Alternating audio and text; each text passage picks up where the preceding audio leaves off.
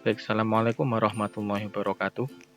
Selamat pagi, berjumpa lagi dengan pembelajaran Bahasa Indonesia kelas 10 semester 2. Untuk pertemuan yang keempat ini ya, kita akan membahas soal dan kunci jawaban penilaian harian teks negosiasi. Nah, kali ini akan kita bahas secara lebih jelas lagi bagaimana jawaban dari soal PH atau penilaian harian teks negosiasi yang kemarin sudah kalian kerjakan. Baik, langsung saja. Nah, ini ada teks negosiasi. Untuk soal nomor 1 sampai 3 ini adalah teksnya. Ya, saya tidak perlu membacakan ulang, langsung ke intinya. Baik, pengajuan dalam teks negosiasi ini adalah, nah ini soal nomor 1 menanyakan pengajuan dalam teks negosiasi. Jawabannya adalah A. Pembeli meminta agar harga sarung batik dikurangi. Ya, jadi perlu diingat ya, yang namanya pengajuan itu adalah permintaan untuk mengubah kondisi awal. Ya, pengajuan itu adalah permintaan untuk mengubah kondisi awal. Nah, kita cermati teksnya. Kondisi awal itu ada dari nomor 1, dialog nomor 1, sampai dialog nomor 5. Nah, ini adalah kondisi awal. Kondisi awal dari barang yang dinegosiasikan berupa sarung itu adalah 1.400.000. Nah, ketika pembeli itu melakukan permintaan untuk mengubah kondisi awal, untuk mengurangi harga, disinilah mulai terjadi pengajuan. Nah, kemudian disusul dengan penawaran dari penjual. Tidak bisa, Mbak, memang segitu harganya, lagi pula ini kan mau lebaran, harga-harga bahan baku pada naik. Nah, inilah konsep dari pengajuan. Ya, bisa dipahami ya. Jadi kalian ketika diminta untuk menunjukkan mana itu pengajuan, kalian harus mengetahui kondisi awalnya. Nah, setelah mengetahui kondisi awalnya, baru kemudian kalian melihat ada tidak ya di mana mulai terjadi permintaan untuk mengubah kondisi awal itu. Selanjutnya soal nomor 2. Kesepakatan dalam teks negosiasi di atas adalah D ya. Harga 1 koti sarung batik Rp1.300.000. Nah, ini sudah jelas. Kalian bisa menyaksikan sendiri ya, dan rata-rata kalian menjawab benar untuk soal ini. Kemudian untuk nomor 3, perbedaan kepentingan dalam teks negosiasi di atas adalah jawabannya B. Pembeli ingin mendapatkan harga yang rendah, sedangkan penjual ingin memperoleh keuntungan sebanyak-banyaknya. Ya, ini adalah perbedaan kepentingannya. Jelas, kalau dalam jual beli, itu pasti perbedaan kepentingannya ini. Tapi kalau selain jual beli ya, lain lagi. Menyesuaikan dengan apa yang dijadikan bahan negosiasi. Yang dinegosiasikan itu apa? Ya, jadi untuk jual beli jelas.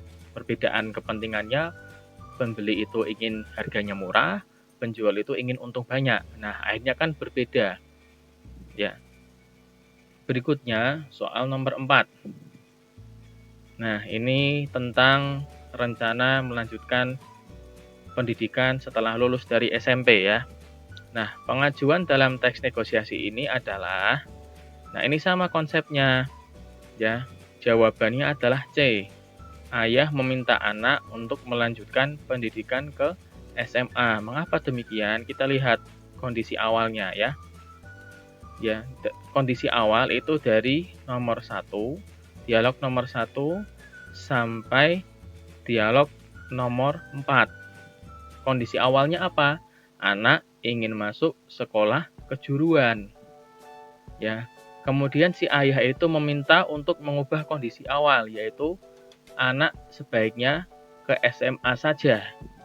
Nah, inilah pengajuan. Pengajuan inilah yang menjadi titik mula dari adanya negosiasi. Karena jika si ayah itu setuju, maka tidak ada pengajuan.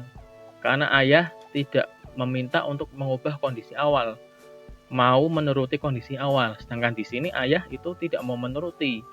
Inginnya si anak melanjutkan ke SMA, begitu.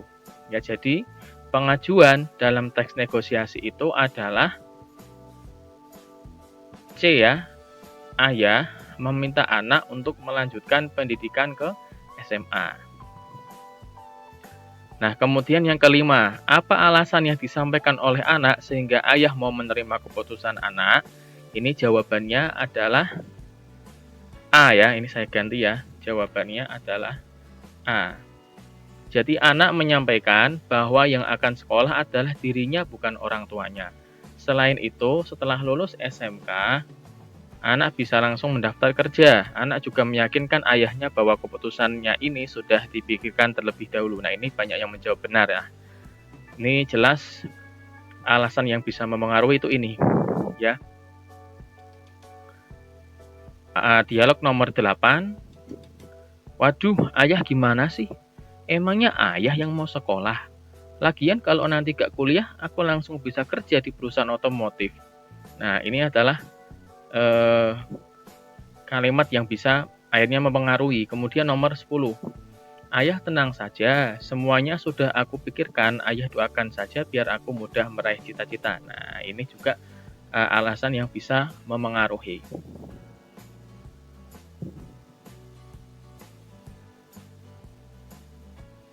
Nah, selanjutnya untuk soal esai. Nah, ini soal esai ini kalian butuh kecermatan yang tinggi. Kalian harus cermat, tidak malas membaca, dan mau mengolah kata, menganalisis dengan baik, supaya bisa menghasilkan jawaban yang tepat. Nah, di sini kalian harus memperhatikan dua hal. Yang pertama adalah teks ini, ya, soal ceritanya, soalnya, kemudian infografis ini. Ya, kalian harus memperhatikan keduanya. Karena infografis ini kenapa dipasang ya pasti ada gunanya. Gunanya apa? Kalian menjawab berdasarkan infografis di sini. Ini adalah kemampuan yang penting untuk kalian kuasai ya, membaca infografis. Sebab apa? Sekarang itu zaman serba teknologi. Kalian itu harus mempunyai literasi yang baik. Karena jika tidak nanti kalian akan jadi orang yang gampang salah paham karena tidak memahami informasi dengan baik, ya, bisa termakan hoax, ya, tertipu, itu karena tidak mempunyai literasi yang baik. Nah, makanya mulai dari sekarang coba ya untuk lebih cermat lagi dalam membaca meskipun kalian nggak suka baca.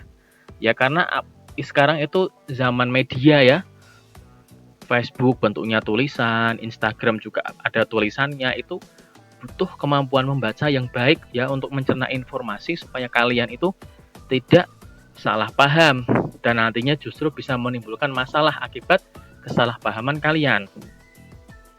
Nah, ini kita perhatikan soalnya ya. Ratna adalah siswa kelas 12 di SMA Islam YMI. Setelah lulus, dia berencana untuk berkuliah di Yogyakarta. Ratna ingin berkuliah jurusan pendidikan bahasa Inggris di Universitas Negeri Yogyakarta.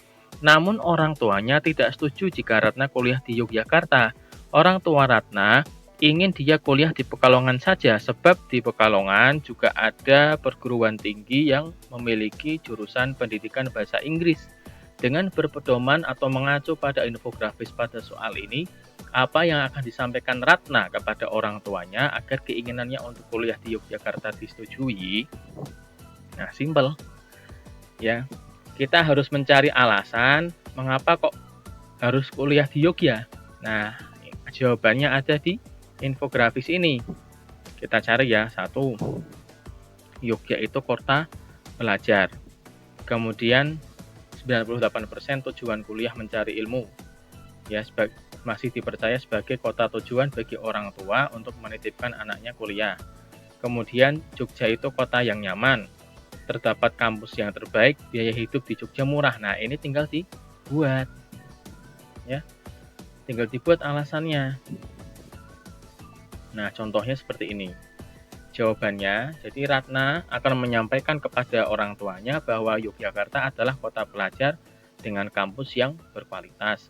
Selain itu, biaya hidup di Yogyakarta juga murah dan fasilitasnya juga lengkap. Di Yogyakarta, Ratna juga bisa belajar hidup mandiri dan memperbanyak relasi. Jadi, alasan ini dibuat berdasarkan infografis yang ada. Ya. Kalian mengolah informasi dalam infografis itu, kemudian kalian menyampaikannya dalam bentuk alasan supaya Ratna itu kira-kira bisa dibolehkan oleh orang tuanya melanjutkan pendidikan di Yogyakarta.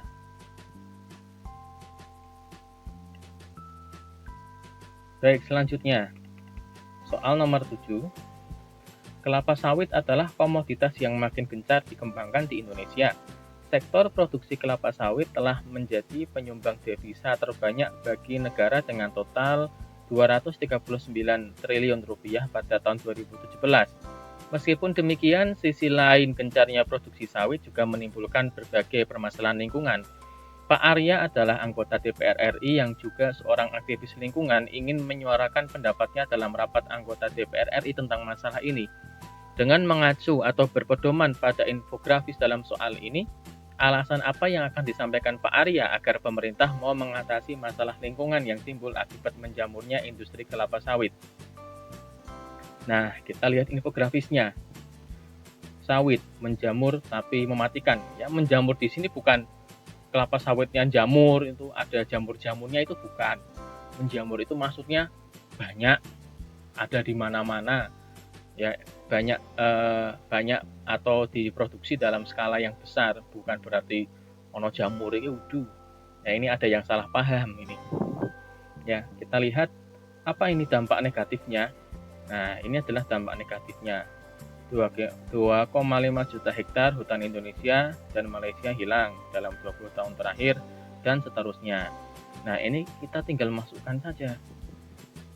Jawabannya sebagai contoh begini ya.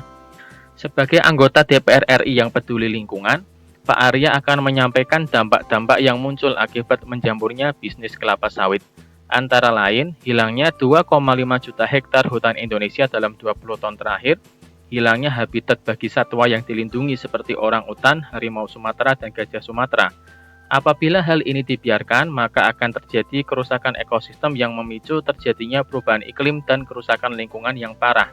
Oleh sebab itu, pengelolaan industri sawit ini harus bijak dan berbasis lingkungan agar tidak menimbulkan kerusakan yang makin parah. Nah, ini ya jawaban yang pas, jadi menyesuaikan dengan infografisnya.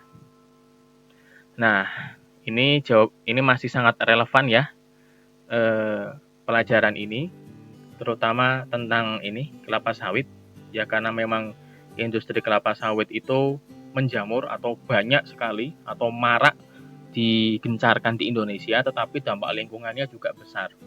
Ya, dampak lingkungannya hutan menjadi rusak, ekosistem menjadi rusak, dan sebagainya. Nah, ini juga akhirnya memicu perubahan iklim, ya.